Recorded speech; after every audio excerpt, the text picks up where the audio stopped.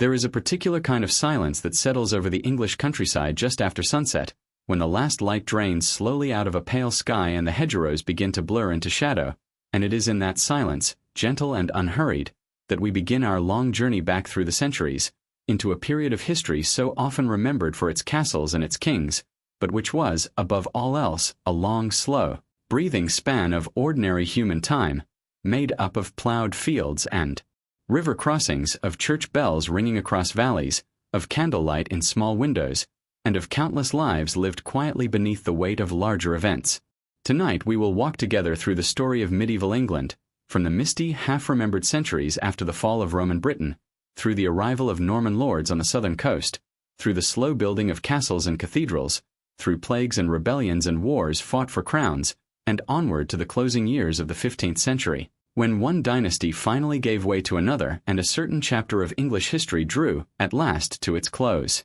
There is no need to hold on to every date or every name. Let them drift past like the hills outside a carriage window. What matters is the shape of the whole, the slow curve of centuries settling into place, one behind another, like waves retreating from a long and patient shore. Before there were kings called William or Henry or Edward, before there were castles of stone rising over river bends, England was a patchwork of small kingdoms, each ruled by its own line of lords, each shaped by rivers and forests and the memory of an empire that had long since withdrawn its legions and its roads. The Romans had come and gone, leaving behind straight roads slowly swallowed by grass, and the walls of towns that new peoples would inhabit without fully understanding who had built them. In their place had come the Angles and the Saxons and the Jutes, peoples from across the cold grey waters of the North Sea, who settled along the coasts and rivers of Britain in the centuries after Rome's retreat, and who slowly, generation by generation, gave their name to a new land, Angleland, England.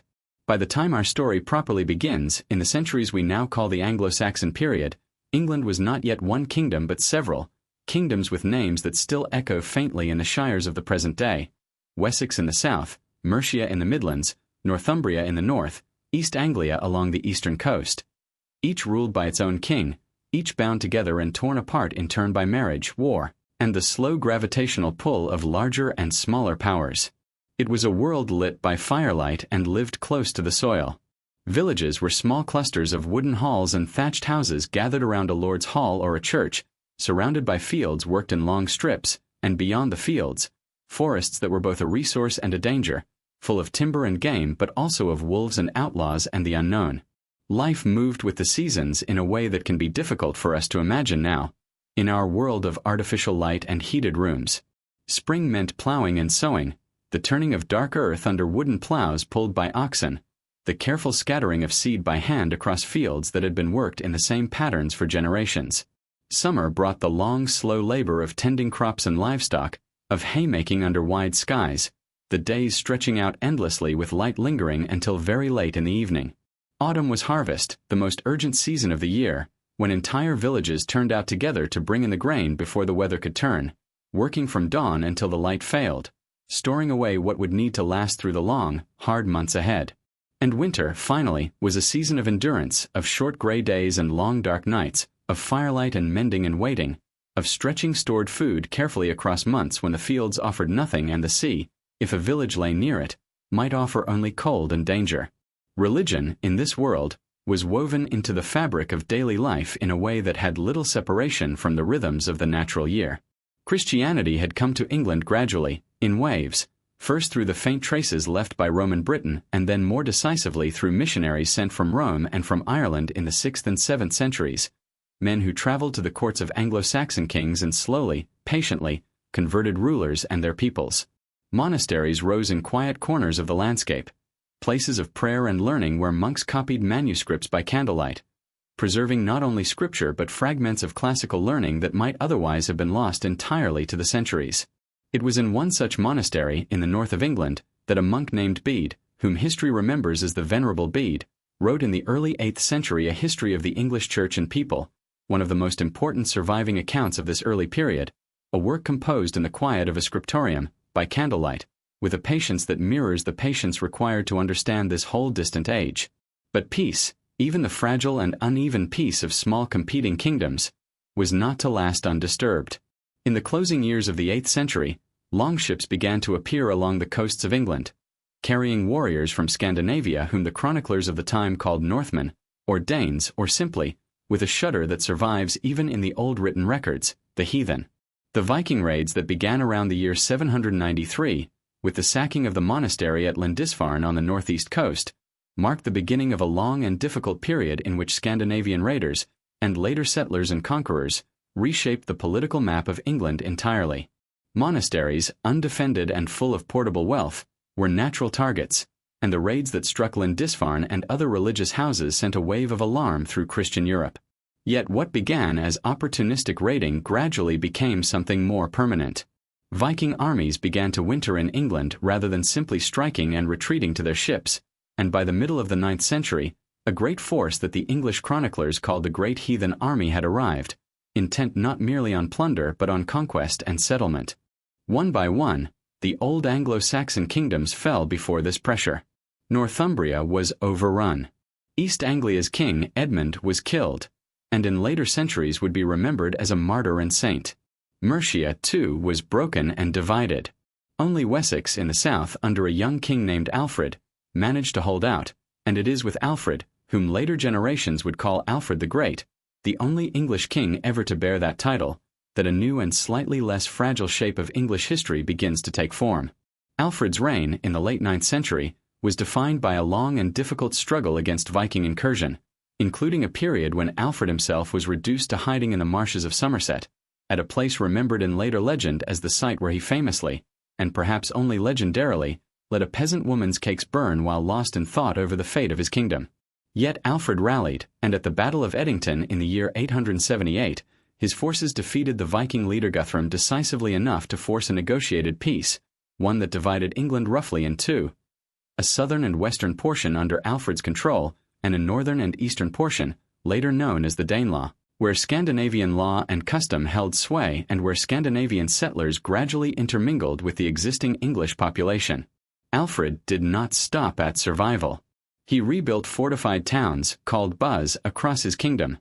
creating a network of defensible strongholds that could resist future raids. He reorganized his military forces so that a standing force could always be ready without exhausting the agricultural labor his kingdom depended upon. And in a move whose consequences would echo for centuries, he invested deeply in learning and translation, bringing scholars to his court and personally overseeing the translation of important Latin texts into the English of his day, so that, as he put it in his own writings, more of his people might have access to wisdom that had previously been locked away in a language only the clergy could read. Alfred's successors, over the course of the 10th century, gradually extended West Saxon authority over the rest of England, reconquering the Danelaw piece by piece, so that by the middle of the 10th century, under kings such as Athelstan, Alfred's grandson, England existed for the first time as something resembling a single unified kingdom, its borders roughly approximating the England we would recognize on a map today. Athelstan's own court, at its height, drew visitors and diplomatic missions from across Western Europe,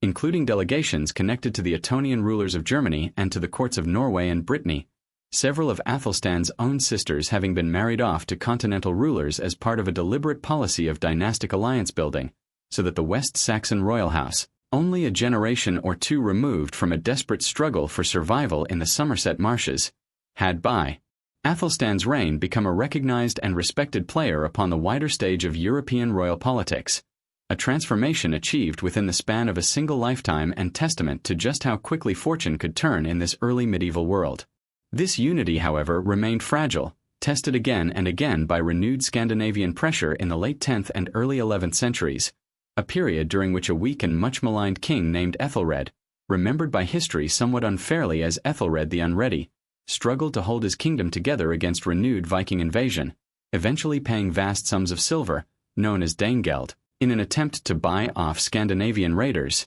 sums that only seemed to encourage further raids rather than prevent them. The pressure culminated in the early 11th century in outright conquest, when the Danish king Knut, having already secured the throne of Denmark, took the throne of England as well, ruling for a time over what modern historians sometimes call the North Sea Empire, a loose union of English, Danish, and Norwegian territories under a single Scandinavian ruler. Knut's reign, from 1016 to 1035, was in fact remembered by contemporaries as a period of relative stability and good governance, though the empire he built did not long survive him, fragmenting among his sons after his death. By the middle of the 11th century, the English throne had returned to the old West Saxon royal line, in the person of a king named Edward, later remembered as Edward the Confessor for his piety, a king who spent much of his youth in exile in Normandy, in what is now northern France, and who, upon taking the English throne, brought with him Norman advisors and Norman habits of governance that unsettled some of his English nobles even as they laid quiet groundwork for the momentous events that would follow his death. Edward founded or substantially rebuilt Westminster Abbey, a great church on the banks of the Thames just outside the city of London, intending it as his own place of burial and as a monument to his faith, and it was there, in the final days of the year 1065, that Edward the Confessor died, leaving behind no direct heir, and leaving behind, in that vacancy, one of the most consequential succession crises in English history, a crisis whose resolution in the year that followed would change the course of English life more thoroughly and more permanently than perhaps any other single event in the medieval centuries. Before we cross that threshold into conquest, it is worth resting a little longer in this Anglo-Saxon world, because it was, in its own quiet way, a far richer and more sophisticated society than the phrase Dark Ages, so often carelessly applied to it, might suggest. This was, after all, the world that produced the poem Beowulf, an epic of Scandinavian heroes and monstrous foes composed in Old English by an unknown poet, preserved in a single surviving manuscript copied by monastic hands and very nearly lost forever to a fire in the 18th century, its long alliterative lines still capable, even now, of carrying something of the mead hall warmth and the deep melancholy of a world constantly aware of how briefly glory could last. It was a world, too, capable of extraordinary craftsmanship, as revealed most vividly by the ship burial discovered in the 20th century at Sutton Hoo in Suffolk, where an East Anglian king, quite possibly Raedwald, who ruled in the early 7th century, was laid to rest inside a great wooden ship dragged up from the river and buried beneath an earthen mound,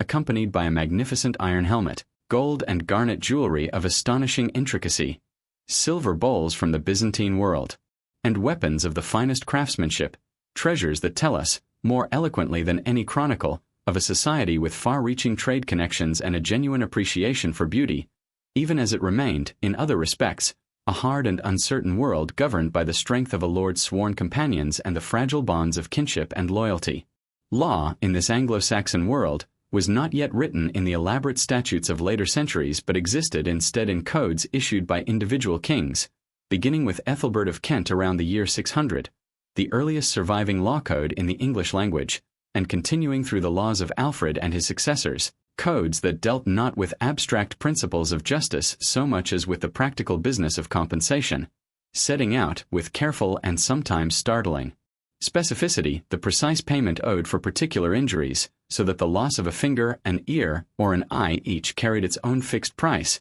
a system known as wergild, or man price, that sought to contain the violence of blood feud within a framework of negotiated recompense rather than eliminating the underlying logic of retribution altogether. Kingship itself, in this period, was as much a matter of personal reputation and generosity as of hereditary right. A good king was, above all, expected to be a ring-giver, distributing gold and land and honor among his sworn warriors in exchange for their loyalty in battle, a relationship of mutual obligation that later feudal structures would formalize but never entirely replace in spirit. The countryside itself, in this period, wore a different face than the England we might picture today. Vast tracts of forest, wood pasture, and undrained fen covered far more of the land than would remain by the later medieval centuries, and villages tended to be small, self-sufficient islands within this wider wilderness, connected to their neighbors by rough tracks that could become nearly impassable with autumn rain. Sheep and cattle grazed on common land held in shared use by the whole village community, a pattern of collective rural management that would persist, in modified form, for many centuries yet to come, and salt, so essential for preserving meat and fish through the winter months, was produced along stretches of the eastern and southern coast in shallow evaporation pans, a slow and patient craft passed down within particular coastal families across generations. Trade, though modest by later standards, was never entirely absent even in this earlier period. Excavations at sites such as Anglo-Saxon Southampton, known then as Hamwick, have revealed pottery, glassware, and coinage connecting England to trading partners as far away as the Rhineland and the Mediterranean, a reminder that even in these centuries so often imagined as isolated and inward-looking, England remained quietly threaded into a much wider European world of exchange. Farming practice across most of medieval England relied on what historians call the open field system, in which the arable land surrounding a village was divided not into the neat, hedge-bounded fields familiar from later centuries, but into 2 or 3 enormous shared fields, each split further into long, narrow strips distributed among the households of the village so that no single family held all its land in one convenient block, but rather scattered thin holdings across the good land and the poor land alike, a deliberate arrangement intended to spread risk and ensure a rough equality of opportunity across the community. Under a system that gradually became standard across much of lowland England, one of these great fields would lie fallow, resting and recovering its fertility in any given year, while the others were sown with winter and spring grains in careful rotation, a rhythm requiring close cooperation among neighbors, since decisions about when to plow, when to open the fields to common grazing after harvest, and when to close them again for the next sowing, had to be made collectively by the whole village rather than by any single household acting alone. The death of Edward the Confessor in early January of 1066 left England without a clear and universally accepted successor, and into that uncertainty stepped several claimants, each with a plausible case, each backed by armed force, and each certain that the crown of England rightly belonged to him. The man who actually took the throne first was Harold Godwin's son, Earl of Wessex, the most powerful nobleman in England and, by most accounts, the man Edward the Confessor had named as his successor on his deathbed, a claim later English writers would treat as decisive but which others, especially across the English Channel, would dispute. Harold was crowned king within days of Edward's death, a swift coronation clearly intended to present his rule as an accomplished fact before rival claimants could organize resistance. But Harold Godwinson's claim was contested from 2 directions at once, a coincidence of timing that would place extraordinary strain on the new king and his kingdom. From the north came Harald Hardrada, king of Norway, a formidable warrior king who had spent much of his early life as a mercenary in the service of the Byzantine Empire before returning to claim and hold the Norwegian throne, and who now asserted his own claim to England based on an old agreement between previous kings of Norway and England.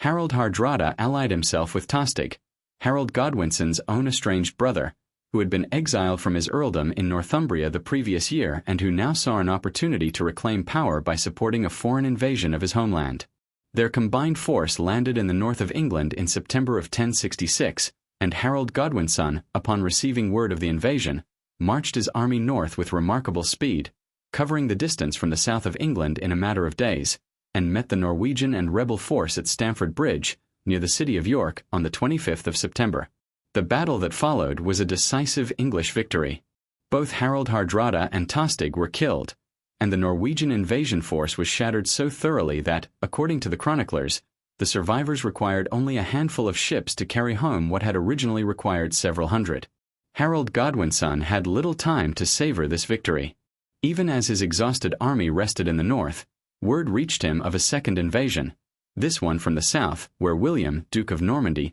had landed with a large force near Pevensey on the southern coast of England. William's claim to the English throne rested on a more distant and more contested foundation than Harold's, involving old family connections to Edward the Confessor and, William insisted, a promise Edward had made to him years earlier, along with a claim that Harold himself, during an earlier visit to Normandy, had sworn an oath to support William's succession, an oath William now accused Harold of breaking. Whatever the merits of these competing claims, the matter would ultimately be settled not through legal argument but through armed combat, and Harold Godwinson, having just force-marched his army the length of England to defeat one invasion, now turned south again to confront another, covering the roughly 250 miles back toward the south coast in barely more than a week, a punishing march that left his forces significantly more exhausted than the fresh Norman army awaiting them. The 2 armies met on the 14th of October, 1066, near the town that would afterward be known as Battle, close to Hastings on the southern coast,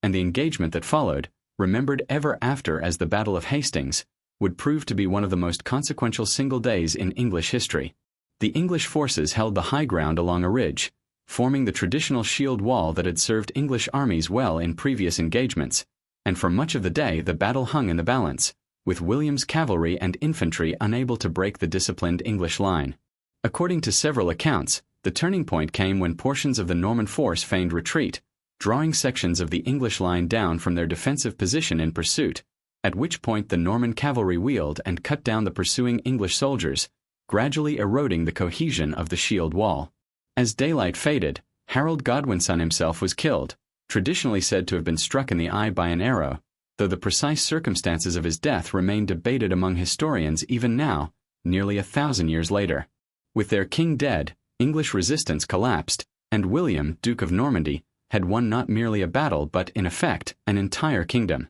William's conquest was not completed in a single afternoon, however pivotal that afternoon proved to be. It took several more years of campaigning, of suppressing rebellions in the north and west of England, of building castles at strategic points across the kingdom to project Norman power into the countryside, before William's control over England could be considered secure. The northern rebellions in particular were met with a ferocity that has left a dark stain across William's reputation even among historians sympathetic to his broader achievements, a campaign of devastation across the north of England, remembered as the Harrying of the North, that left wide stretches of Yorkshire and the surrounding regions depopulated and impoverished for a generation afterward, farmland deliberately laid waste and livestock slaughtered in order to break, permanently, any capacity for renewed resistance. What followed the conquest was a thorough and remarkably systematic reordering of English society, one whose effects would shape English life for centuries. William confiscated the lands of the English nobility who had fought against him, and of many who had not, redistributing this land among his own Norman followers, so that within a generation the entire upper tier of English landholding society had been replaced by a new French-speaking Norman aristocracy, holding their lands not as independent possessions but as grants from the king,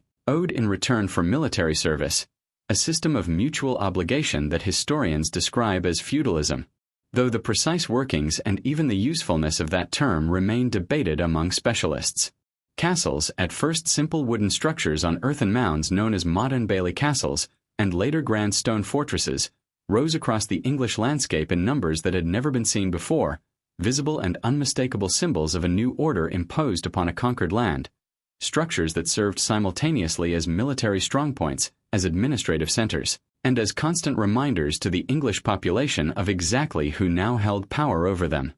Perhaps the most remarkable single product of Norman administrative ambition was the Domesday Book, commissioned by William in 1085 and completed the following year, an extraordinarily detailed survey of the landholdings, resources, and population of nearly the whole of England, compiled by royal commissioners who traveled the length and breadth of the kingdom recording, village by village, who held what land, how much it was worth, how many people lived and worked upon it, and what livestock and resources it contained. The scale and thoroughness of this survey astonished contemporaries, some of whom compared its exhaustive and unavoidable judgments to the Last Judgment itself, which is how the book came to acquire the name by which it is still known today. For historians of later centuries, the Domesday Book has proven an invaluable window into 11th century England, a snapshot of a society captured at the very moment of its transformation from Anglo-Saxon to Norman rule, and it remains, even now, an object of quiet fascination, its pages preserved and consulted nearly 1,000 years after they were first written.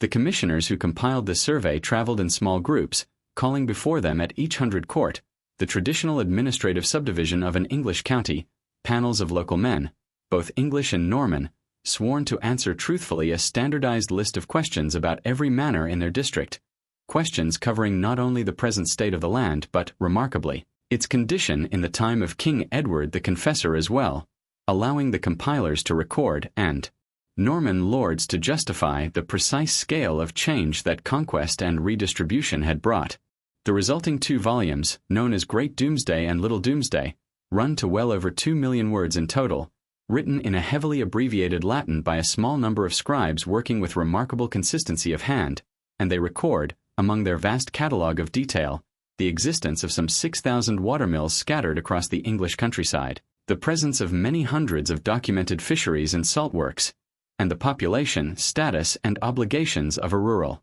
population numbering, by most modern estimates drawn from the survey's own figures, somewhere in the region of 1.5 to 2 million people, the great majority of them peasants of one legal status or another, their individual names lost to us in all but the rarest cases, yet their collective circumstances preserved with an exactness that has no real parallel anywhere else in early medieval Europe. The Norman Conquest reshaped not only who held power in England but the very language and culture of the kingdom. in ways whose effects persist even into the present day. French became the language of the court, of law, and of the aristocracy, while English, spoken by the great majority of the population, continued as the language of everyday life among ordinary people, a linguistic division that would only slowly heal over the following centuries, leaving behind, in the English language as it eventually re-emerged, a vast layer of French-derived vocabulary sitting alongside the older Germanic roots of Anglo-Saxon speech, so that modern English still preserves, in its very structure, the memory of this ancient division between conquerors and conquered, between the language of the hall and the language of the field. It is a curious and often noted feature of this linguistic layering that the living animals of the English farmyard still carry their old Anglo-Saxon names: the cow, the pig, the sheep, tended in the fields by English-speaking peasants, while the meat that reached the Norman lord's table took on French-derived names instead: beef, pork, mutton, a small but telling linguistic fossil of exactly whose labor produced the food and whose table ultimately consumed it.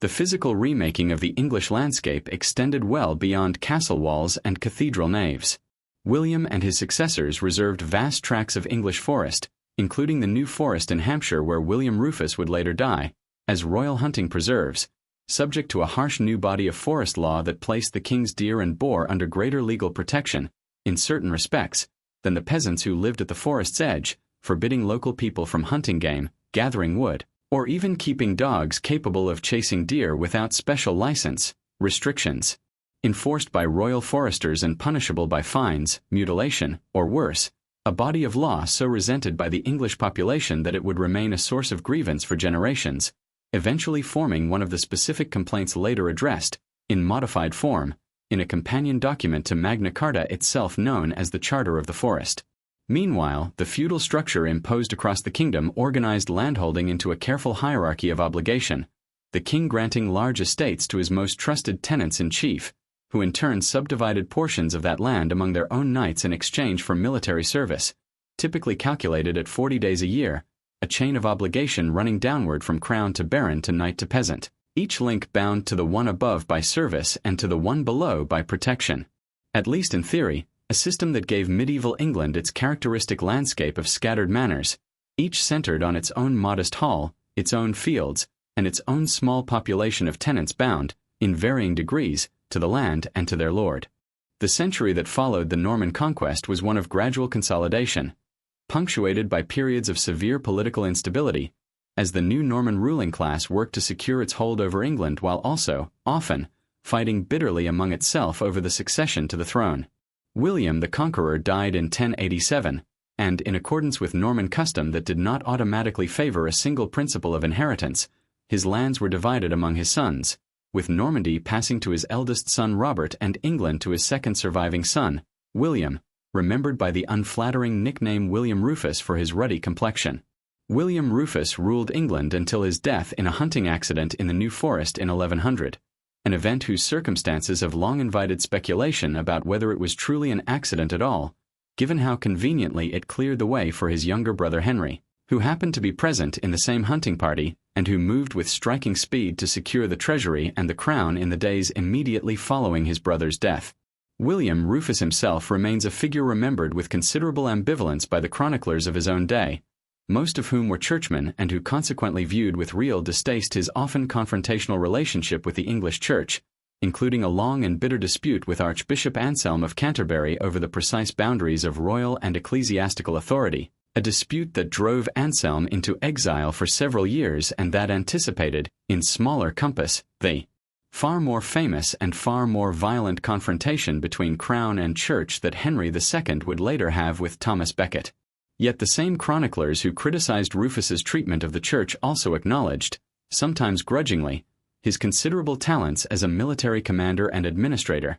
talents that kept the fractious Anglo-Norman realm, still barely a generation removed from conquest, held together and functioning despite the personal unpopularity its ruler had earned among the clergy whose pens would ultimately shape how he was remembered by posterity. Henry I's reign, lasting until 1135, was in many respects a period of effective and increasingly sophisticated royal administration, during which the machinery of English government, including an early system of royal accounting known as the Exchequer, began to take on a more settled and bureaucratic character. Yet Henry's reign ended in a succession crisis of its own, arguably even more severe than the one that had followed Edward the Confessor's death, because Henry's only legitimate son, William, had drowned in a shipwreck in the English Channel in 1120, a disaster remembered as the wreck of the White Ship, leaving Henry without a direct male heir. Henry attempted to resolve this problem by having his barons swear oaths to accept his daughter, Matilda, as his successor, an unusual arrangement in a period generally uncomfortable with the idea of a reigning queen, and one that would prove, after Henry's death, difficult to enforce. Upon Henry's death in 1135, his nephew Stephen of Blois, moving quickly and with the support of significant portions of the English nobility and clergy who preferred a male ruler, seized the throne for himself, setting aside the oaths sworn to Matilda and plunging England into a long and destructive civil war remembered by contemporaries with a particular grimness, a period later chroniclers described in language suggesting that Christ and his saints seemed to have fallen asleep. So thoroughly did law and order collapse across large parts of the kingdom. The Anglo-Saxon Chronicle, still being maintained in these years at the monastery of Peterborough by an anonymous monk whose entries provide one of the most vivid surviving accounts of the period, described local lords filling the land with castles built without royal license, and then filling those castles with men described as devils, who tortured peasants suspected of hiding money by hanging them by their thumbs or by their heads with fires lit beneath their feet, extracting whatever coin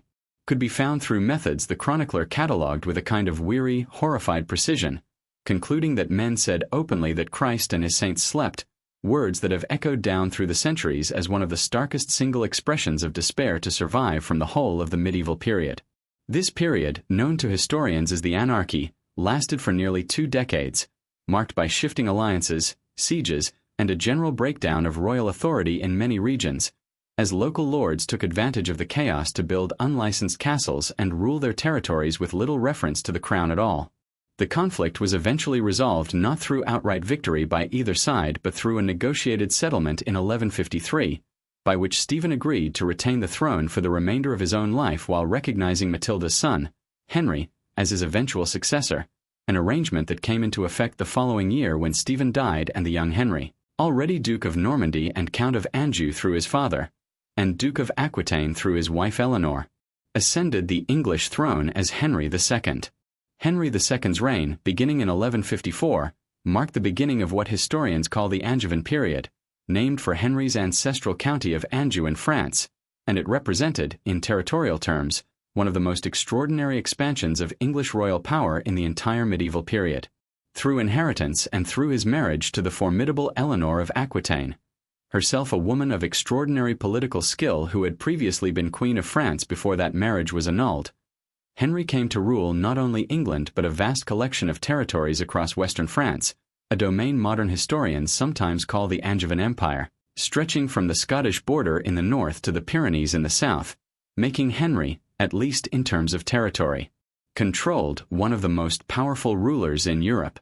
Henry's reign was also marked by significant achievements in the development of English law and governance, including reforms that laid important groundwork for what would eventually become the English common law system, with an increasing emphasis on royal courts, juries, and standardized legal procedure across the kingdom, replacing, in many instances, older and more localized forms of justice. Yet Henry's reign is perhaps most vividly remembered, in popular memory at least, for his conflict with Thomas Becket, a man Henry had elevated first to the position of Chancellor and then, hoping to extend royal control over the Church, to the position of Archbishop of Canterbury, the most senior position in the English Church. Becket, once appointed, proved far more independent and far more committed to defending the rights and privileges of the Church against royal encroachment than Henry had anticipated, and the two men, once close friends, became bitter rivals over the following years, their conflict escalating until, in a moment of frustration whose precise words have been debated by historians ever since,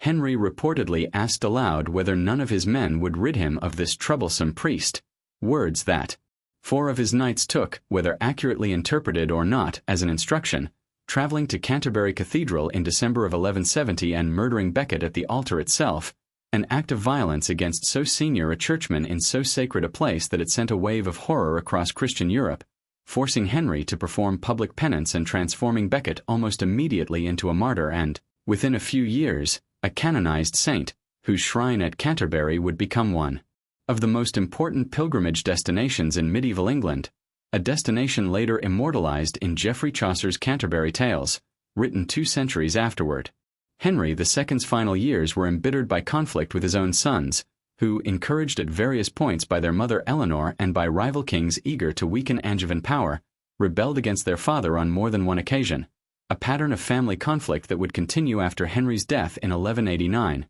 when he was succeeded by his son Richard, remembered to history as Richard the Lionheart, a king whose reputation for martial valor and personal courage on the battlefield has made him one of the most romanticized figures of medieval English history, even though Richard himself spent only a handful of months of his entire 10-year reign actually present in England, devoting most of his energy and most of his kingdom's resources instead to crusading in the Holy Land, to conflict with rival European rulers, and, for a period, to captivity in Germany after being seized while returning from crusade, a captivity ended only after England paid an enormous ransom for his release. Richard died in 1199 from a wound received during a relatively minor siege in France, leaving the throne to his younger brother John, a king whose reign would prove, in almost every respect, to be one of the most consequential and most troubled in the whole of medieval English history. It is worth pausing, before we follow John onto the political stage, to consider Eleanor of Aquitaine a little longer, for she remains one of the most remarkable figures of the entire medieval period, a woman who was, in the course of her long life, Queen of France, then Queen of England, mother to 2 more kings of England, and for a time, a political prisoner of her own husband, confined for some 16 years after supporting her sons in rebellion against Henry II, only to emerge in her later years after Henry's death as a powerful and active political figure in her own right, securing Richard's release from his German captivity and helping to steady the kingdom during the uncertain transition to John's reign, living long enough to see her grandchildren's generation begin to take the stage, a life that spanned, remarkably, the better part of a century. Her court, particularly during her years in Aquitaine and Poitiers, is often associated by historians with the flourishing of courtly love literature and troubadour poetry, a refined and stylized culture of chivalric romance that would leave a lasting imprint on European literary tradition, and which stands as a useful reminder that the Angevin world, for all its wars and depositions, was also a world of genuine cultural sophistication, of illuminated manuscripts and polyphonic music and carefully composed verse, unfolding quietly in stone halls even as armies marched between them. This period also saw the gradual maturing of the English legal system into something recognizably continuous with later common law practice,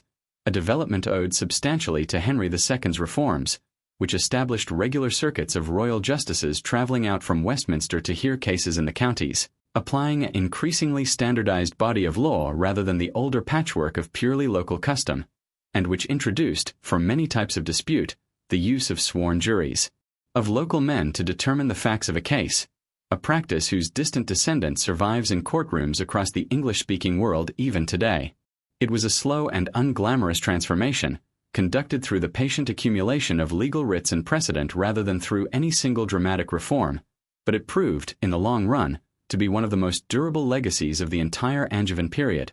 quietly outlasting the empire of castles and territories that Henry and Eleanor had built. John's reign, beginning in 1199, has come down through history with a reputation for failure so persistent that no subsequent English king has ever again taken the name John, an unofficial but telling verdict on how thoroughly his rule came to be regarded as a cautionary example. John lost most of the Angevin territories in France to the French crown within the first years of his reign, a catastrophic reversal that earned him, among contemporaries, the derisive nickname John Softsword, and his subsequent attempts to raise money for renewed campaigns to recover these lost territories, combined with a broader pattern of arbitrary and often oppressive governance, alienated large sections of the English baronial class, the powerful landholding nobles upon whose cooperation royal authority ultimately depended. By the year 1215, baronial discontent with John's rule had reached a breaking point, and a substantial coalition of rebellious barons, having captured London,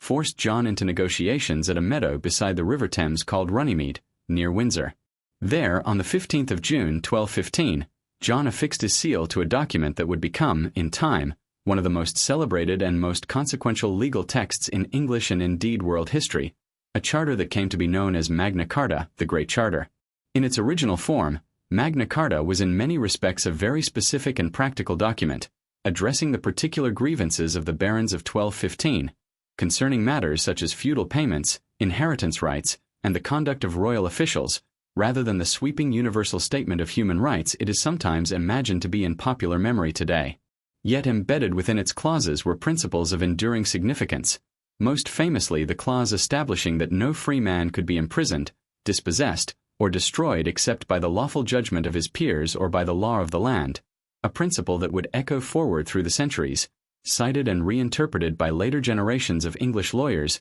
parliamentarians, and eventually, by the framers of legal and constitutional documents on other continents entirely, in ways that John himself, sealing the document under duress in a Thameside meadow, could scarcely have imagined. John, in fact, repudiated Magna Carta almost as soon as the immediate crisis had passed, securing a papal annulment of the charter and plunging England into renewed civil war, a conflict that continued until John's own death, from dysentery, in 1216, leaving the throne to his 9-year-old son, Henry III. The Regency government that ruled in young Henry's name wisely chose to reissue Magna Carta, in a somewhat revised form, as a gesture of reconciliation toward the rebellious barons, and this reissue, along with several subsequent confirmations over the following decades, helped establish the charter status not as a temporary political settlement but as a fundamental statement of law that English kings, at least in principle, were bound to respect. Henry III's long reign, extending until 1272, was marked by continuing tension between royal authority and the English baronial class, tension that reached its own crisis point in the 1260s, when a coalition of barons led by Simon de Montfort, Earl of Leicester, rebelled against Henry's rule, defeated and briefly captured the king at the Battle of Lewes in 1264, and, in the period of baronial ascendancy that followed, summoned a parliament in 1265 that, significantly, included not only the great barons and bishops but also representatives from the towns and counties of England, an innovation often cited by historians as an important early step in the gradual development of the English Parliament as an institution representing a broader cross-section of English society rather than merely the great nobility. Simon de Montfort's ascendancy proved short-lived, however. He was defeated and killed at the Battle of Evesham in 1265 by a royalist force led by Henry's own son, the future Edward I, and royal authority was restored, though the precedent of a more broadly representative parliament, once set, would not simply disappear. Simon de Montfort himself remains a genuinely complicated figure to assess, a French-born nobleman who arrived in England to claim an inherited earldom and who became, through a combination of personal conviction and shrewd political calculation,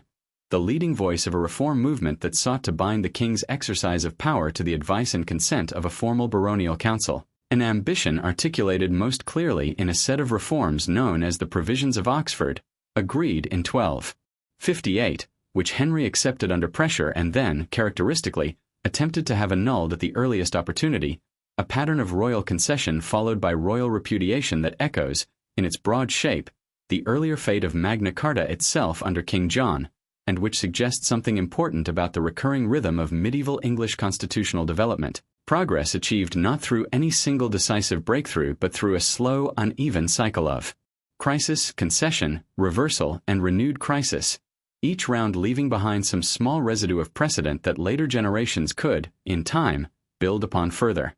Edward I, who succeeded his father in 1272 while actually away on crusade, returning to England only after his father's death to be crowned, proved to be one of the most energetic and, in territorial terms, one of the most aggressive kings of the entire medieval period. Edward completed the conquest of Wales in a series of campaigns during the 1270s and 1280s, a conquest marked by the construction of an extraordinary chain of massive stone castles across the Welsh landscape, at Conwy, Carnarvon, Harlech, and elsewhere, structures of such scale and sophistication that they remain, even today, among the most impressive surviving examples of medieval military architecture anywhere in Europe, silent stone witnesses to a conquest that fundamentally altered the political status of Wales for centuries afterward. Edward turned his attention next to Scotland, intervening in a succession dispute there in a manner that gradually escalated into outright attempted conquest, provoking a long and bitter series of conflicts remembered as the Wars of Scottish Independence,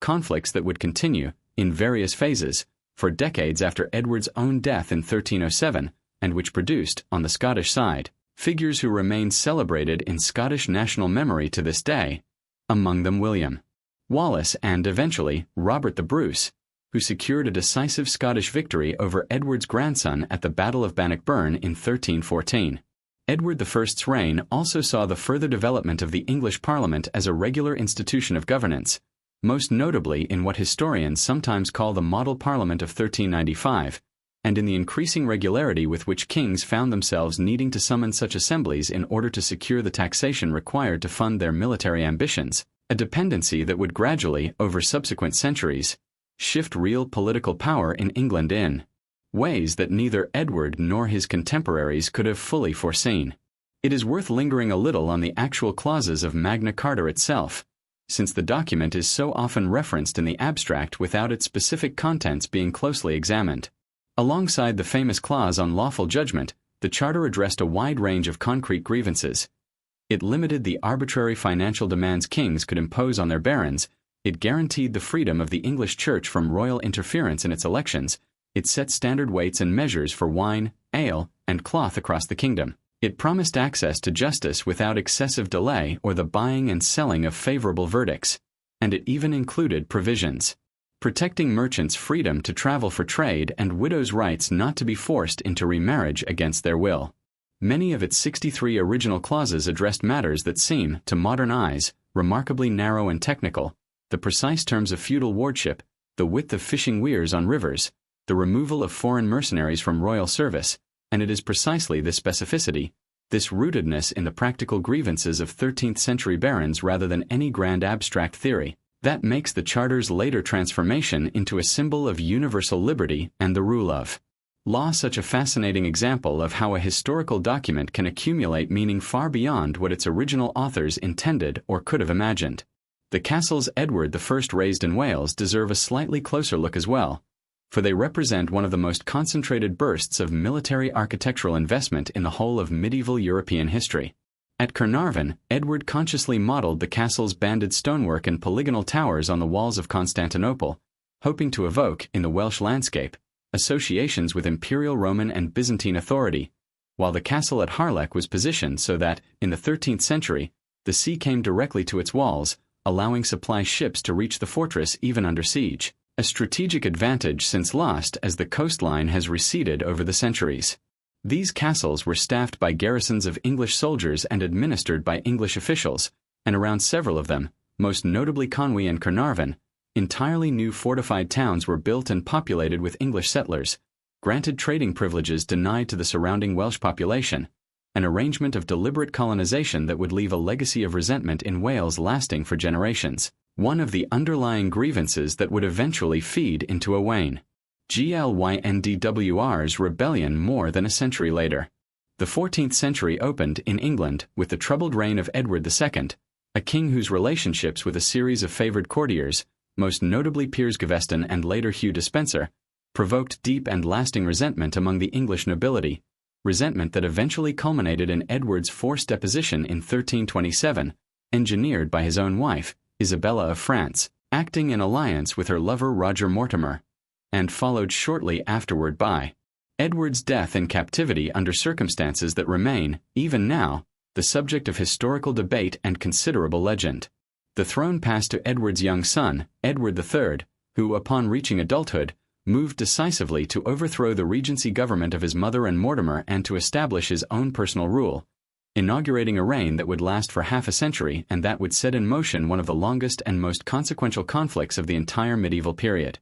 The demographic catastrophe of the Black Death, terrible as it was in its immediate human cost, produced, in the decades that followed, significant and lasting transformations in English economic and social life. With so much of the labor force gone, surviving laborers found themselves, for the first time in generations, in a position of genuine bargaining power, able to demand higher wages and better conditions from landlords desperate to have their fields worked at all, a shift that alarmed the landholding classes so thoroughly that Parliament passed legislation, including the Statute of Labourers in 1351, attempting to freeze wages at pre-plague levels and to compel labourers to accept the terms landlords offered, legislation that proved, in practice, extraordinarily difficult to enforce against the simple economic reality of a labour shortage, and which generated deep and lasting resentment among the peasantry, resentment that would eventually erupt into one of the most dramatic episodes of popular unrest in the whole of medieval English history. Edward III's later years, and the years following his death in 1377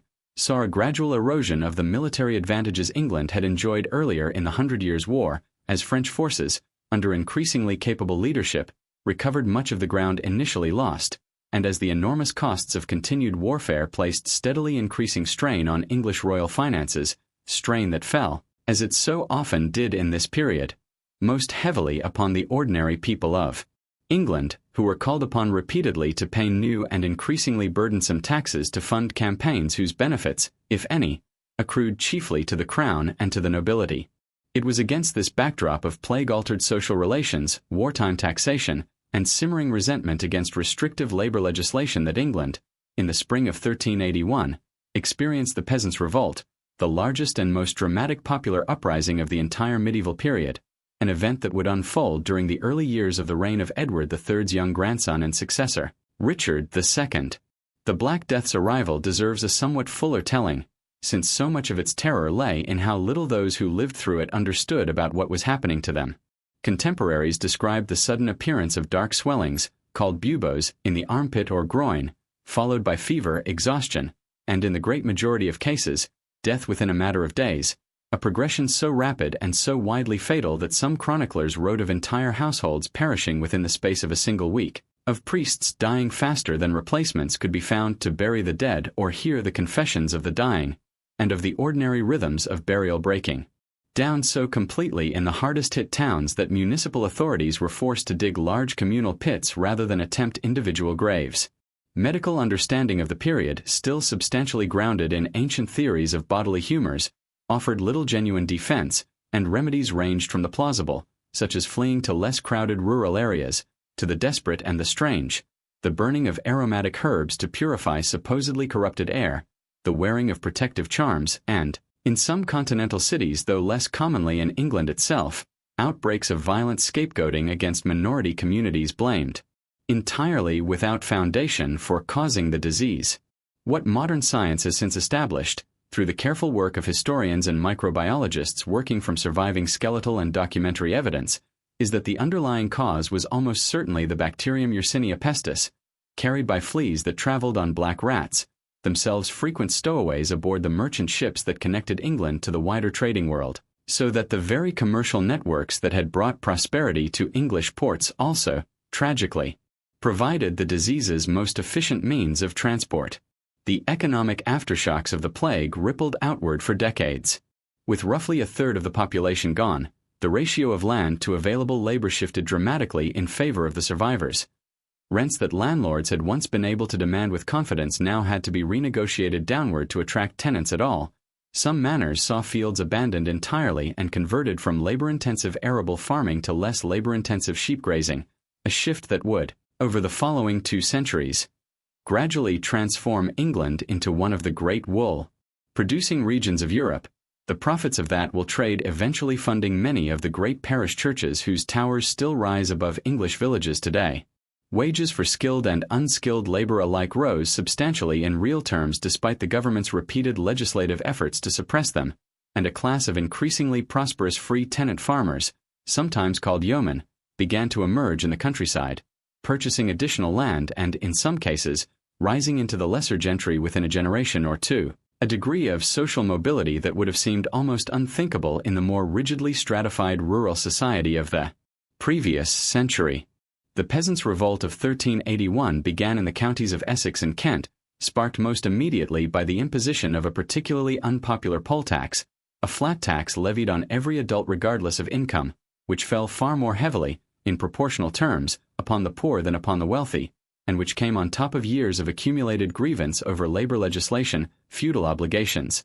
and the general burdens of wartime taxation. Under the leadership of figures including Wat Tyler, about whom relatively little is known with certainty beyond his prominent role in the events of that summer, and the radical preacher John Ball, whose sermons calling into question the very legitimacy of the social hierarchy that placed lords above laborers survive in fragmentary and striking form, including the famous rhetorical question asking, "When Adam delved and Eve span, who then was the gentleman?" The rebellion spread with remarkable speed, drawing in participants not only from the lowest ranks of rural society but from a broader cross-section of townspeople and even some minor gentry, all converging, within weeks, upon London itself. The rebels who reached London in June of 1381 succeeded in entering the city, in storming the Tower of London itself, and in killing several of the king's most senior officials, including the Archbishop of Canterbury, whom they held responsible for the hated poll tax. The young King Richard II, only 14 years old at the time, showed considerable personal courage in agreeing to meet the rebel leaders directly, first at Mile End and then, more dramatically, at Smithfield, where, during a tense confrontation, Wat Tyler was killed by the Lord Mayor of London, an act that could easily have triggered a massacre of the surrounding royal party by the assembled and heavily armed rebel crowd, but which Richard diffused through a remarkable display of composure, riding forward toward the rebels and declaring himself their captain and leader, promising to grant their demands personally, a promise that succeeded in dispersing the immediate crisis, even though the concessions Richard's government had offered were, in the weeks and months that followed, systematically withdrawn, and many of the rebellion's leaders and participants were subsequently hunted down and executed. The poll tax that had sparked the uprising was, nonetheless, never again imposed in quite the same form, and historians generally agree that the underlying economic pressures the revolt had expressed, particularly regarding the status and bargaining power of agricultural laborers, continued to shape English rural society in the decades that followed, even as the immediate rebellion itself was suppressed. John Ball's preaching deserves a somewhat closer hearing, for it represents one of the clearest surviving expressions of radical social thought to emerge from the whole of medieval England, delivered not in the careful Latin of university theologians but in plain English sermons intended for an audience of laborers and craftsmen. Ball, a wandering priest who had already been excommunicated more than once for his outspoken views before 1381, argued that all people had been created equal in the sight of God, that the distinctions of lord and serf were the invention of unjust men rather than any part of divine order, and that the present moment offered an opportunity, guided by God's own providence, to cut down the great lords and establish a more just distribution of goods and status across the realm, a message that chroniclers writing from the perspective of the threatened establishment naturally recorded with considerable alarm, describing Ball as a mad priest of Kent whose sermons had done more than any other single voice to inflame the common people into open revolt. Ball was captured shortly after the rebellion's collapse and executed at St. Albans in the presence of the young king himself, yet the egalitarian language he had given voice to, however harshly it was suppressed in the moment, would echo forward through later centuries of English social and religious dissent in ways its author could scarcely have imagined. Richard II's reign, extending until 1399, grew increasingly troubled as the king matured, marked by growing conflict with powerful noble factions, periods of intense and arbitrary royal authority, and a deepening pattern of political paranoia and vindictiveness that alienated even members of Richard's own extended family. Matters came to a head in 1399 when Richard, having earlier exiled his cousin Henry Bolingbroke, Duke of Lancaster, seized upon Henry's father's death to confiscate the vast Lancastrian inheritance that should rightfully have passed to Henry, an act of confiscation that alarmed the broader English nobility, who understood, correctly, that if hereditary property rights could be so casually overridden for one great noble family, no family's inheritance was truly secure. Henry Bolingbroke returned from exile that same year, ostensibly only to reclaim his own inheritance, but the momentum of noble and popular support that gathered around him quickly grew into something far larger, culminating in Richard's forced abdication and Henry's own coronation as King Henry IV, the first king of the House of Lancaster, an act that, whatever its immediate justifications, represented a significant break in the previously unbroken line of hereditary succession and would sow, in the decades that followed, seeds of dynastic uncertainty that would eventually blossom into one of the most destructive periods of civil conflict in medieval English history. Henry IV's reign, troubled from its outset by the inherent instability of a throne gained through deposition rather than clear hereditary right, was marked by repeated rebellions, including a serious uprising led by the Welsh nobleman Owain Glyn Dwr, who for a time succeeded in establishing something close to genuine Welsh independence before English royal authority was gradually reasserted, and by continuing unrest among sections of the English nobility uneasy about the legitimacy of Lancastrian rule. It was Henry's son, Henry V, who succeeded to the throne in 1413 and who, within just 2 years, achieved one of the most celebrated English military victories of the entire medieval period, at the Battle of Agincourt in 1415, where a heavily outnumbered English army, exhausted from a difficult campaign and suffering from illness, nonetheless inflicted a catastrophic defeat upon a much larger French force, a victory achieved once again through the devastating effectiveness of English and Welsh longbow archers against the constrained and muddy battlefield conditions that badly hampered the mobility of heavily armored French knights and their horses. Agincourt, immortalized centuries later in Shakespeare's play Henry V, secured Henry's reputation as one of England's great warrior kings and paved the way, through subsequent campaigning and diplomacy, for the Treaty of Troyes in 1420, which recognized Henry as heir to the French throne itself, a stunning diplomatic achievement that seemed, briefly, to promise the union of the English and French crowns under a single Lancastrian monarch. Henry's sudden death from illness in 1422, however, only months before the death of the French king whose throne he had been due to inherit, left this ambitious settlement in the hands of his infant son, Henry VI, not yet a year old, a circumstance that would prove, in time, deeply and lastingly destabilizing for both the English war effort in France and for the internal political stability of England itself. The Peasants' Revolt's own list of demands, when we look at them closely, reveals a movement considerably more coherent and more ambitious than the word riot, sometimes carelessly applied to it, might suggest. When the rebels met the young King Richard at Mile End, their demands included the outright abolition of serfdom, a fixed and modest rent for land in place of variable feudal labor obligations, the freedom to buy and sell goods in open markets without restrictive tolls, and a general pardon for all those who had taken part in the uprising, demands that amounted, in effect, to a fundamental reordering of rural England's social and economic structure, and which Richard, whatever his private intentions, agreed to in the moment with a composure that many historians have found genuinely remarkable in a boy of 14.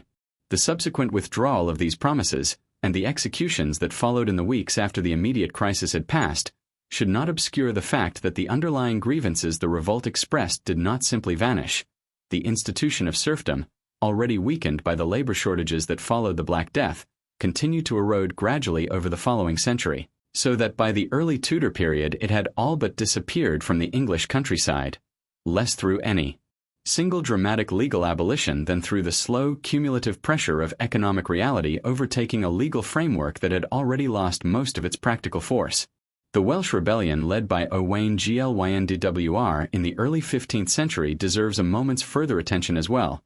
for it came remarkably close to establishing genuine and lasting Welsh independence. Glyndwr, a Welsh nobleman with a legitimate grievance over a land dispute with an English neighbor, found that grievance catching fire amid the broader resentments that generations of English rule, and the colonial arrangements established under Edward I's castle-towns, had left simmering across Wales. Within a few years of the rebellion's outbreak in 1399, Glyndwr had captured a number of major castles, summoned a Welsh parliament at Machynlleth, entered into formal alliances with rebellious English nobles and with the King of France, and was, for a brief period in the early 1400s, in a position of genuine strength, ruling what amounted to an independent Welsh principality in all but formal recognition. The rebellion was gradually worn down over the following decade by English military pressure and by Glyndwr's own difficulty translating early battlefield success into a durable state, and Glyndwr himself, remarkably,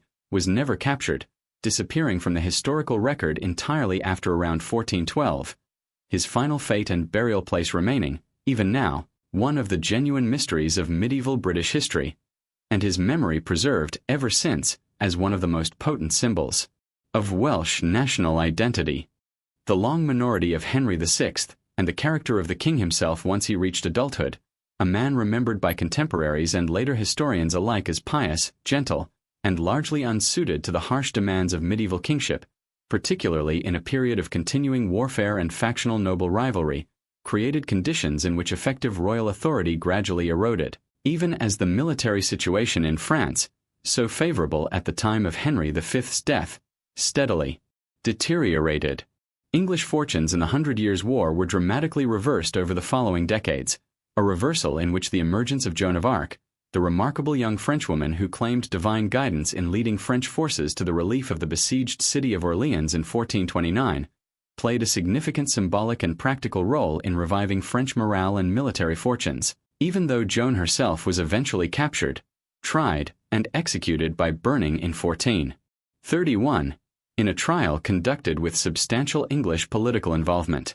By the early 1450s, England had lost nearly all of its remaining territories in France, with the notable exception of the port of Calais, bringing to an effective end more than a century of intermittent Anglo-French warfare, though the loss of these hard-won territories and the enormous expenditure of blood and treasure they had consumed over the preceding decades contributed significantly to a mounting sense of political crisis and recrimination within England itself. This mounting crisis, combined with periods of apparent mental incapacity that afflicted Henry VI beginning in the 1450s, and with long-simmering rivalries among the great noble houses of England, particularly between factions loosely aligned with the House of Lancaster, descended from Henry IV, and the House of York, descended from an alternative line of royal succession through Edward III's third surviving son, eventually erupted into open civil war, a protracted and intermittent conflict fought across the second half of the 15th century that later generations would come to know, somewhat romantically, as the Wars of the Roses, a name derived from the heraldic badges traditionally associated with the two rival houses, a red rose for Lancaster and a white rose for York, though historians note that the systematic use of these particular emblems as opposing symbols owes at least as much to later Tudor-era mythmaking as it does to strict 15th century practice. The conflict unfolded across numerous battles and shifting fortunes over roughly 3 decades, with the crown changing hands more than once between rival claimants. Richard, Duke of York, initially sought reform of Henry VI's ineffective government rather than the crown itself, but escalating conflict eventually led to his own claim to the throne and, following his death in battle in 1460, to his son Edward's successful assertion of that claim, Edward being crowned as King Edward IV in 1461 after a decisive Yorkist victory at the Battle of Towton, reputed to be among the largest and bloodiest battles ever fought on English soil, fought, according to contemporary accounts, in a driving snowstorm that added to the day's grim character. Edward IV's reign was itself interrupted by a brief Lancastrian restoration in 1470, engineered by his former ally the Earl of Warwick, remembered to history by the evocative nickname Warwick the Kingmaker, though Edward recovered his throne the following year, decisively defeating and killing Warwick at the Battle of Barnet and shortly afterward securing the death,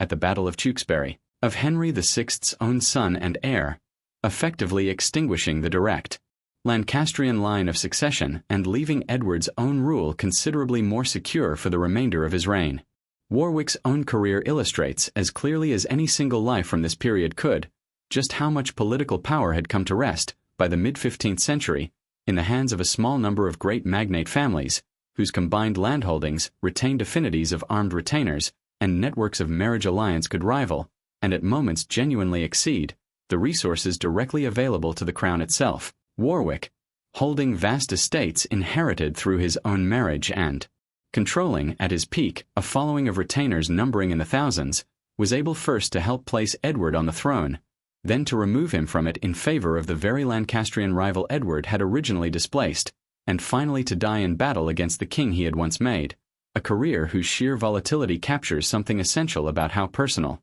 how contingent upon individual ambition and loyalty, the great structures of 15th century English power ultimately were. Henry VI himself, restored briefly to the throne during this Lancastrian interlude of 1470 to 1471, presents one of the more genuinely poignant figures of the entire period,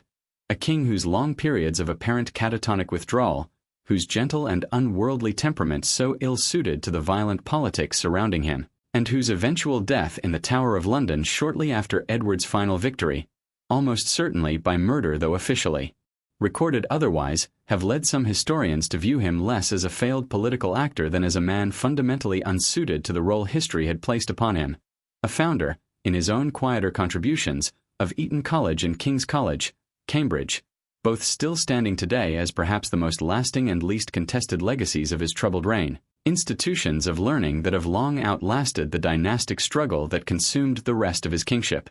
Edward IV's death in 1483, however, opened the way for one of the most dramatic and most enduringly controversial episodes in the whole of English royal history, as his brother Richard, Duke of Gloucester, initially appointed as protector for Edward's young son and heir, the 12-year-old Edward V,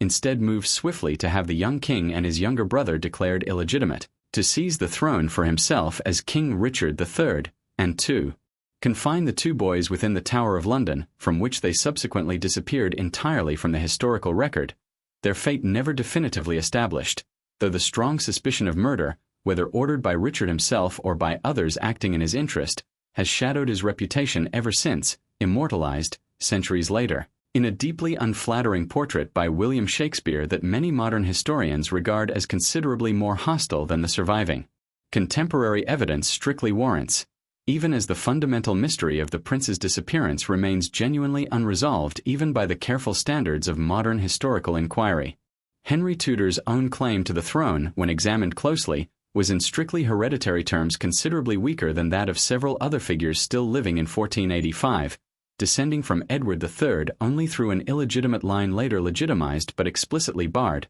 by the terms of that legitimization, from any claim to the crown itself, and through his mother, the formidable Margaret Beaufort, a woman of remarkable political persistence who had worked for years, through careful diplomacy and patient alliance-building among disaffected Yorkist and Lancastrian factions alike, to position her son as an acceptable rallying point for those weary of Richard's rule, so that Henry's victory at Bosworth owed at least as much to his mother's quiet, sustained political labor over the preceding years as it did to events on the battlefield itself. A reminder that the great dynastic turning points of medieval English history were rarely the product of a single dramatic moment alone, but rather the visible culmination of long chains of patient calculation, alliance, and preparation carried out, very often, away from the battlefield entirely, in council chambers and private correspondence whose full extent the surviving records can only partially reveal to us now. Richard III's own reign proved brief and troubled, his seizure of power having alienated significant sections of the nobility,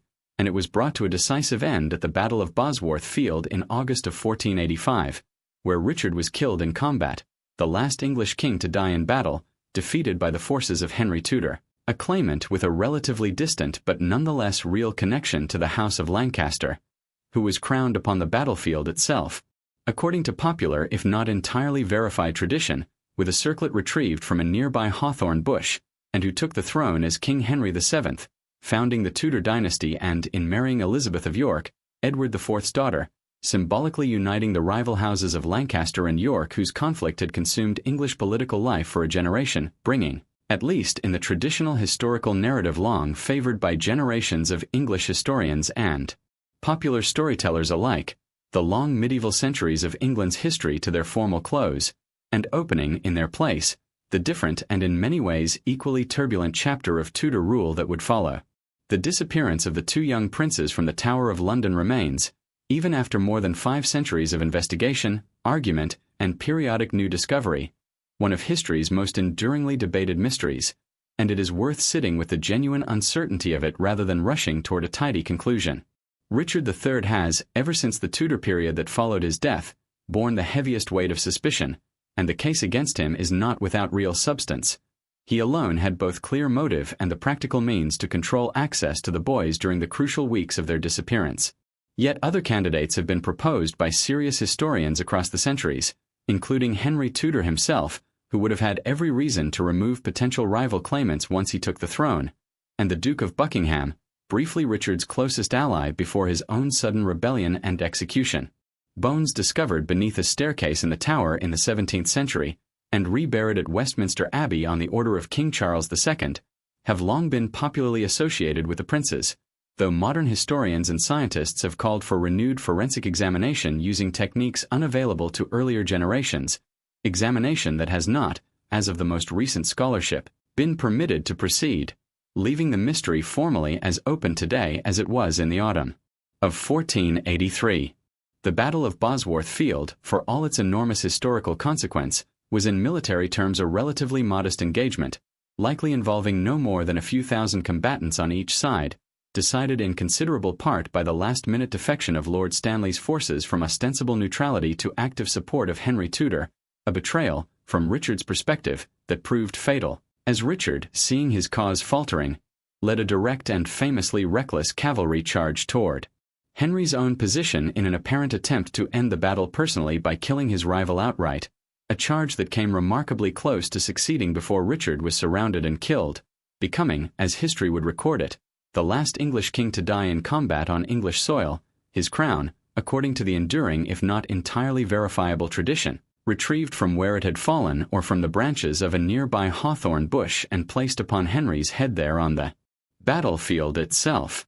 Beyond the castles and the crowns, Beyond the battles and the successions we have followed across these long centuries, there existed, quietly and continuously, the far larger and far less thoroughly recorded world of ordinary medieval life, the world inhabited by the great majority of the English population across the whole of this period. People whose names rarely appear in chronicles and whose individual stories have, in the overwhelming majority of cases, been entirely lost to time, but whose collective existence, their labor and their customs and their daily rhythms, formed the true foundation upon which the more visible drama of kings and battles was always built. The manor formed the basic unit of rural social and economic organization across most of medieval England, a system in which a lord, whether a great baron or a lesser knight or, quite often, a monastery or cathedral chapter, held rights over an estate worked by a population of peasants of varying legal status, ranging from free tenants who owed primarily rent and occasional service, down to unfree villeins, bound to the land and owing substantial labor obligations to their lord in addition to rents in kind or in coin. A typical peasant family's year was organized around the great agricultural cycle we described earlier, but layered atop the demands of their own subsistence farming were the additional obligations owed to the lord of the manor, days spent working the lord's own fields, called the domain, obligations that could consume a very substantial portion of a family's available labor, particularly during the critical periods of plowing, haymaking, and harvest, when timing mattered enormously and when a family's own crops and the lord's domain crops often required attention at precisely the same moment. Village life centered around the parish church, which served not only as a place of worship but as the primary venue for community gathering, for the marking of the great transitions of individual life through baptism, marriage, and burial, and for the rhythm of the liturgical calendar, whose feasts and fasts structured the year in ways that intersected closely with the agricultural calendar itself. The church building itself was, very often, the single largest and most carefully constructed structure a villager would ever enter, its walls sometimes decorated with painted scenes, the Last Judgment above the chancel arch a particularly common subject, intended to instruct an overwhelmingly illiterate congregation in the essential narrative of Christian salvation through image rather than through text they could not read. Its bells, rung to mark the hours of prayer and the great festivals of the year, providing, in a world without any other form of reliable long-distance signaling, one of the few sounds capable of reaching every household within a parish at once, calling scattered field laborers home, warning of danger, or simply marking, day after day, the unhurried passage of ordinary time. Sundays and the numerous saints' days scattered through the medieval calendar provided welcome breaks from ordinary labor, occasions for rest, for community festivity, and for the kind of shared social experience that helped bind small rural communities together across generations. Markets and fairs, held in nearby towns on regular schedules, provided opportunities for peasants to sell surplus produce, to purchase goods they could not produce themselves, and to encounter, if only briefly, a wider world beyond the boundaries of their own village and its surrounding fields. The great annual fairs, such as those held at Stourbridge near Cambridge or at Winchester, drew merchants from across England and, in the case of the largest, from across the Channel as well, transforming a quiet field into a temporary town of stalls and tents for a period of days or weeks, offering spices, fine cloth, wine, and manufactured goods a village market could never provide, and functioning, for many ordinary people, as one of the very few occasions in an entire year when the wider commercial world of medieval Europe became visible and tangible, if only for a brief and crowded interval before the fair's grounds emptied once more and the quiet rhythm of village life resumed. Towns, though home to a much smaller proportion of the medieval English population than the countryside, played a role in economic and social life entirely disproportionate to their modest size by modern standards, serving as centers of trade, craft production, and increasingly, as the medieval period progressed, of a distinctive urban culture organized substantially around craft and merchant guilds. These guilds regulated the practice of particular trades within a town, setting standards for quality and training, organizing the progression of young apprentices through years of training toward eventual status as independent master craftsmen, and providing, for their members, a form of mutual support and communal identity that extended well beyond purely economic function. Involvement in civic religious observances, in charitable provision for members fallen upon hard times, and in the general governance of town life. Towns such as London, York, Bristol, and Norwich grew, over the course of the medieval centuries, into substantial urban centers by the standards of the age, their skylines increasingly dominated by the church towers and, eventually, the great cathedral spires that remain, in many English cities even today, among the most recognizable and most enduring architectural legacies of this whole long period. London itself, though never remotely comparable in scale to a modern metropolis, had grown by the later medieval period into a genuinely substantial city by the standards of contemporary Europe, its population numbering perhaps 40 to 50,000 souls at its medieval peak before the Black Death, crowded within and increasingly beyond the line of its old Roman walls, its narrow streets lined with overhanging timber-framed houses, its wharves along the Thames busy with the coming and going of wool exports and wine imports,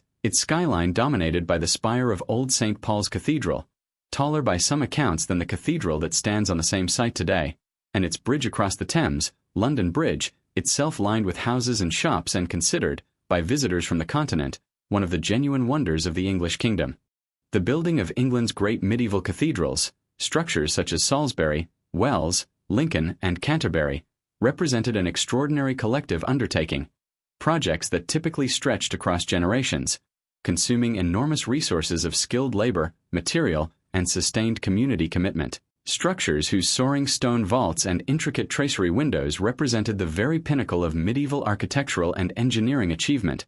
built by craftsmen whose names have, in the great majority of cases, been lost entirely, even as their extraordinary physical achievements have endured across nearly 1,000 years, weathering wars and religious upheaval and the simple passage of centuries to remain, even now, among the most visited and most admired structures in the whole of England. Monasteries, too, remain throughout the medieval period important centers not only of religious devotion but of learning, of medical care for the sick and hospitality for travelers, of agricultural innovation on their often extensive landholdings, and, through their scriptoria, of the patient copying and preservation of manuscripts, both religious and secular, that helped ensure the survival of learning across a period sometimes, though somewhat unfairly, characterized in later centuries as a dark age. Food preservation and storage, in a world entirely without refrigeration, demanded constant and careful attention throughout the year. Meat, when a family could afford it or when a pig raised through the summer was finally slaughtered in the autumn, was preserved chiefly through salting and smoking, hung from the rafters of the cottage where the rising smoke of the daily hearth fire would slowly cure it over the following weeks, while fish, particularly herring along the eastern coast, was preserved in similar fashion, salted and packed for transport to markets well inland. Grain, once harvested and threshed, was stored in the roof space or in a separate small barn, carefully protected from damp and from the ever-present threat of rats and mice, and the calculation of exactly how much grain needed to be set aside as seed corn for the following spring, as opposed to how much could safely be consumed or sold over the winter months, represented one of the most consequential judgments a peasant household made each year, a miscalculation in either direction capable of threatening a family survival before the following harvest could relieve it. Diet, dress, and daily comfort, across this whole period, varied enormously according to social status. For the great majority of the rural population, the staple diet consisted of bread, usually made from a coarser grain than the fine white wheat bread favored by wealthier households, supplemented by pottage, a thick soup or stew of vegetables and grains, by whatever dairy products a family's own animals could provide, and by meat only occasionally, reserved for particular feast days or for households wealthy enough to maintain it as a more regular part of their diet. Clothing, similarly, was largely homespun for the poor, woolen garments woven and sewn within the household itself, while wealthier households could afford finer imported cloth, dyed in colors that themselves carried social significance, certain particularly vivid or rare dyes being effectively reserved, through cost if not through explicit law, for the upper reaches of society. Housing for ordinary peasant families typically consisted of simple one- or two-room structures, timber-framed with walls of wattle and daub and roofs of thatch, a single central hearth providing warmth and a place for cooking, with smoke typically finding its way out through gaps in the roof or through a simple smoke hole rather than through a proper chimney, a feature that remained, for much of the medieval period, a luxury largely confined to the halls and chambers of the wealthy. Furniture within such a household was correspondingly sparse, a simple wooden bench or two, a chest for storing what few valuables and better garments a family possessed, straw-filled mattresses laid upon low wooden frames or, for the very poorest, directly upon the packed earth floor, and cooking equipment limited to a small number of iron and earthenware vessels passed down and carefully maintained across generations, repaired rather than replaced whenever possible, reflecting a world in which even modest household objects represented a genuine and not easily replaced investment of labor and material. Medicine and healing, across this whole period, operated on principles quite different from those of the modern world, grounded substantially in the ancient theory of the four bodily humors, blood, phlegm, black bile, and yellow bile, whose balance or imbalance was thought to govern health, a framework inherited from classical antiquity and elaborated upon by generations of medieval physicians, particularly at the growing medical schools of continental Europe, whose learning gradually filtered into English practice through university-trained physicians serving the wealthy, even as the great majority of ordinary English people relied instead on a mixture of household remedy, the herbal knowledge of local wise women, the prayers and relics associated with particular healing saints, and, when resources allowed, the more structured care available at monastic infirmaries, which combined genuine nursing skill, a good diet, and rest with the spiritual comfort of a religious setting, making them, by the standards of the age, some of the more effective places of healing available to the ordinary sick.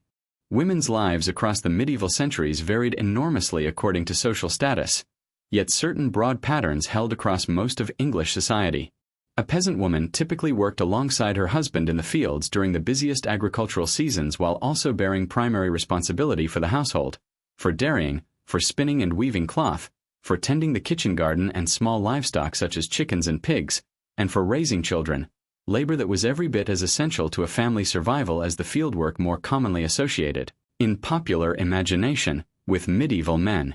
Women in towns often worked within the family trade, and it was not unusual, particularly among the artisan classes, for a widow to continue running her late husband's workshop or business in her own name, sometimes even gaining membership in a craft guild in her own right, a degree of economic agency that later centuries, in certain respects, would actually narrow rather than expand. At the very top of society, aristocratic and royal women, though formally excluded from most positions of direct political authority, frequently exercised real influence as regents, as advisors, as managers of vast landed estates during their husbands' absences at war or on crusade, and, on occasion, as forceful political actors in their own right, as Eleanor of Aquitaine and later, Margaret of Anjou during the Wars of the Roses,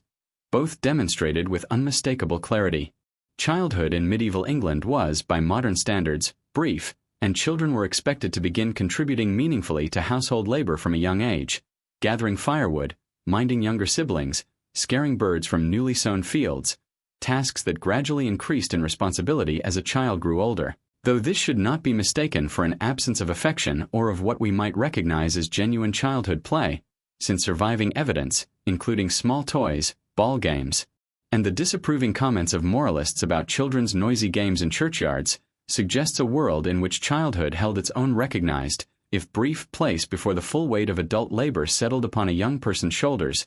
typically by the age of 12 or 14 for those not destined for further education or apprenticeship. Justice, at the level of the ordinary village, operated substantially through the manor court, presided over by the Lord Steward, which handled the great majority of everyday disputes, minor debts, boundary disagreements, breaches of customary obligation, and petty misconduct, imposing fines rather than the harsher physical punishments reserved, in the more serious royal courts, for grave crimes such as murder or theft above a certain value,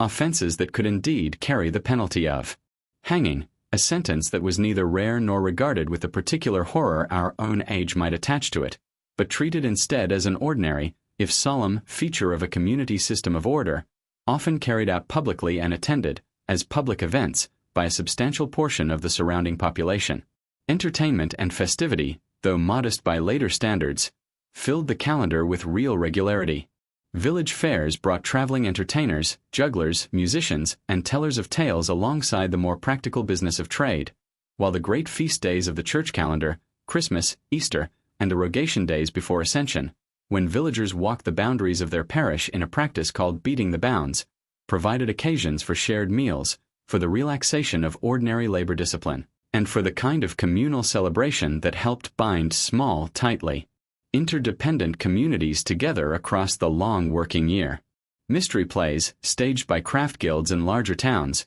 dramatized biblical stories in the vernacular English tongue on wagons that moved from street corner to street corner, bringing sacred narrative to life for an audience that could not read the Latin scripture itself, a genuinely popular form of medieval theater whose scripts, in a few fortunate cases such as the York and Chester cycles, survive complete even today. And yet, for all these hardships, which should not be minimized or romanticized away, medieval English life was not simply a story of unrelieved grimness. There was, within the constraints of this world, genuine community, genuine skill and craft pride, genuine seasonal festivity, and genuine attachment to place and to the particular rhythms of a particular patch of English land, passed down across generations within the same families, in the same villages, working, in many cases, the very same fields their grandparents and great-grandparents had worked before them, a continuity of experience across centuries that stands in striking contrast to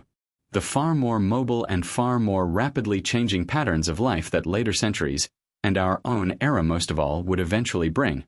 We have traveled a long distance together tonight, from the misty, half-remembered kingdoms of Anglo-Saxon England, through Viking raids and the long reign of Alfred, through the Norman Conquest that reshaped English language and society so thoroughly, through the castles and cathedrals and contested successions of the 12th and 13th centuries, through the sealing of Magna Carta beside a quiet river meadow, through plague and rebellion and the long grinding course of the 100 Years. War, through the rise and fall of Lancaster and York, and finally to that autumn battlefield in 1485 where a new dynasty, the Tudors, rose from the ashes of England's long medieval civil conflicts to claim the throne. Across all of this vast span of time, spanning very nearly 1,000 years from the withdrawal of Roman authority to the closing years of the 15th century, the England that emerged was one profoundly shaped by the layered inheritance of each preceding age, Anglo-Saxon custom overlaid by Norman law, feudal obligation gradually giving way to more flexible economic relationships in the aftermath of plague,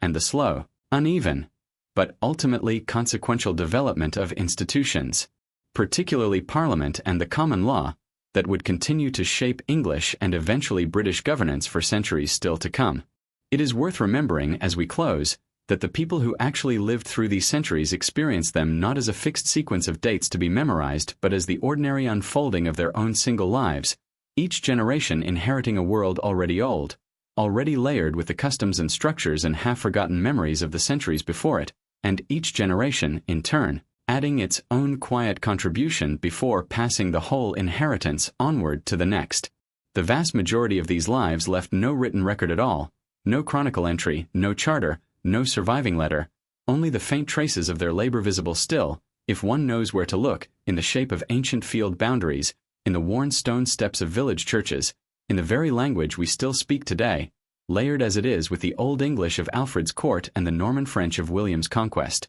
There is, too, something worth holding on to in the sheer physical durability of what these centuries left behind. Walk through almost any English county today and the medieval past is never truly far away, present in the worn threshold stones of a parish church older than any nation-state now standing, in the pattern of a village green laid out along lines a doomsday surveyor might still recognize, in the silhouette of a ruined castle keep on a hill above a modern road, in the very hedgerows that still, in places, follow field boundaries first drawn by Anglo-Saxon or Norman plows 1,000 years before. The present moment. History, in this sense, is never entirely finished settling. It continues to underlie the present quietly, patiently, the way a foundation continues to support a house long after the builders themselves have been forgotten, and there is a particular comfort, perhaps, in knowing that so much of what feels permanent and unshakable in our own moment will, in its turn, become the quiet, half-remembered foundation for centuries not yet begun. Let the centuries settle now, quietly, into the soft dark of memory. Let the castles fade into silhouette against a darkening sky. Let the last candle in the last scriptorium gutter gently out. Let the fields lie still under a rising moon, waiting, as they always have, for another season, another dawn. The story of medieval England, like every long history, does not truly end so much as it simply grows quiet, its noise and its urgency gradually softening into the settled calm of the past, leaving behind only the patient, unhurried record of centuries well and fully lived. Rest now, and let that long, slow story carry you gently into sleep.